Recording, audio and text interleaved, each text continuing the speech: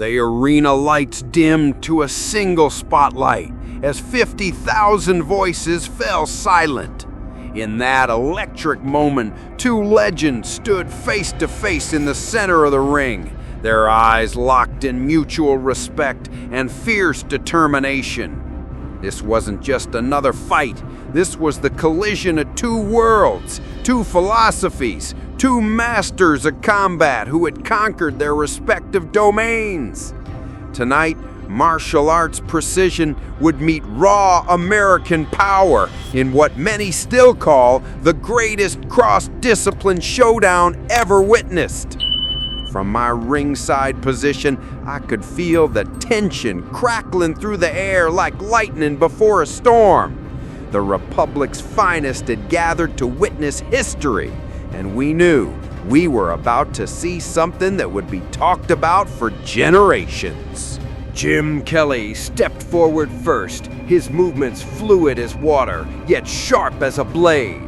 Standing 6 feet tall with the lean, sculpted physique of a trained assassin, Kelly represented the pinnacle of martial arts mastery.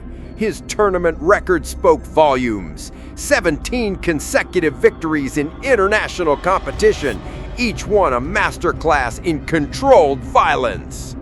Kelly's fighting style blended traditional karate with street-smart adaptations, creating a hybrid approach that confused opponents and delighted crowds. The man from Buffalo had earned his reputation through discipline and dedication that bordered on obsession. His signature technique, the lightning-fast combination he called the Thunderstrike, had dropped opponents before they even realized they'd been hit. Kelly's weakness, if it could be called that, was his tendency to rely on technical perfection over brute force. Against lesser opponents, this precision served him well. Tonight, facing a man who could absorb punishment like a human anvil, that mathematical approach might prove insufficient. Kelly's mental game was his secret weapon. Years of meditation and mental conditioning had created a fighter who remained calm in chaos, who could find openings where others saw only defensive walls.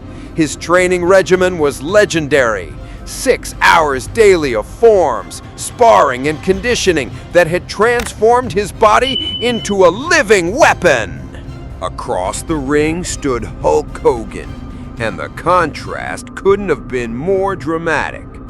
At 6'7" and weighing in at 302 pounds of pure American muscle, Hogan represented raw power personified. His blonde mustache twitched slightly as he surveyed his opponent, those famous 24-inch pythons flexing unconsciously. Hogan's background in professional wrestling had given him an unusual advantage. He understood showmanship, crowd psychology, and how to dig deep when the odds seemed impossible. Hogan's fighting approach was deceptively simple: overwhelm with strength, absorb punishment, and wait for his moment to unleash devastating power moves. His famous leg drop had ended careers, but tonight he'd adapted his arsenal for legitimate combat. The big man's potential weakness was obvious. His size made him a larger target, and his wrestling background hadn't prepared him for the lightning-quick strikes that Kelly specialized in delivering. What Hogan lacked in technical finesse, he more than compensated for with an indomitable will and the kind of natural charisma that could energize entire arenas. His training for this fight had been unconventional but effective, combining traditional strength work with intensive cardio and flexibility training to prepare for Kelly's unpredictable attack patterns. The opening bell rang like a gunshot. Kelly immediately established distance, circling Hogan with the patience of a master hunter. His first strike came without warning, a lightning-quick jab that snapped Hogan's head back and drew first blood from the giant's nose. The crowd erupted, but Hogan simply smiled, wiping the crimson with the back of his hand. "That all you got, brother?" Hogan's voice boomed across the arena.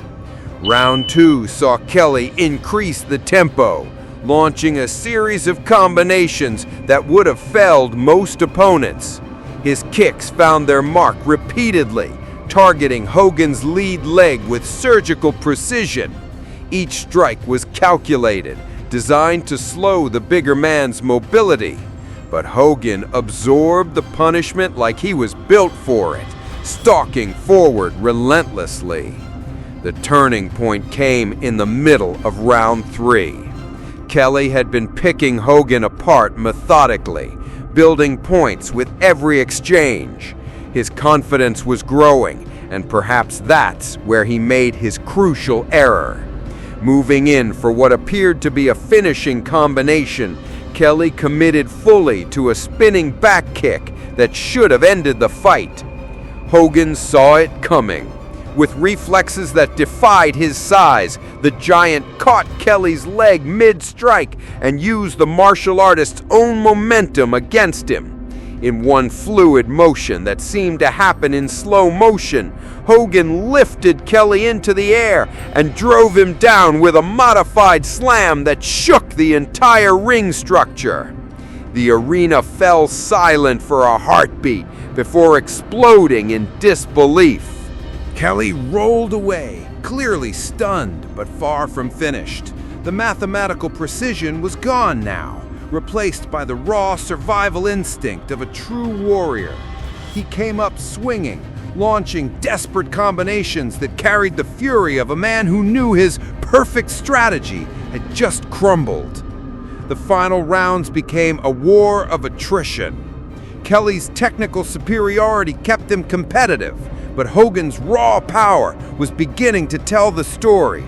Every time the martial artist landed a clean shot, Hogan would answer with crushing blows that rattled Kelly's bones. The crowd was on its feet, watching two titans push each other beyond their limits. In the climactic moments of round 5, both men were running on pure heart.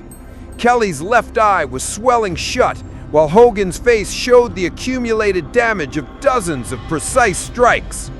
They stood toe-to-toe in the center of the ring, trading shots with the desperate fury of gladiators. Then it happened. Kelly threw everything he had left into one final combination, a perfect sequence that should have been his moment of triumph. But as his last strike connected, Hogan wrapped those massive arms around the smaller man and squeezed.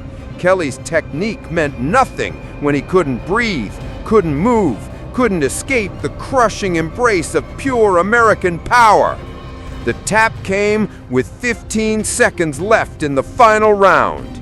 Hulk Hogan had won through sheer determination, raw strength, and an unbreakable will that refused to accept defeat. His victory wasn't about technique or strategy. It was about the fundamental truth that sometimes heart and power can overcome even the most sophisticated game plan. Kelly had fought brilliantly, showcasing martial arts mastery that will be remembered forever.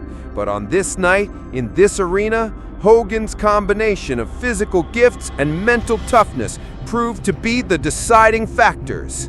The bigger man had absorbed everything Kelly could deliver and still found a way to impose his will when it mattered most. Both warriors had given everything they had, and both had earned their place in combat sports history. But when the final bell echoed through the arena, only one man remained standing with his hand high raised: Hulk Hogan, proving that sometimes the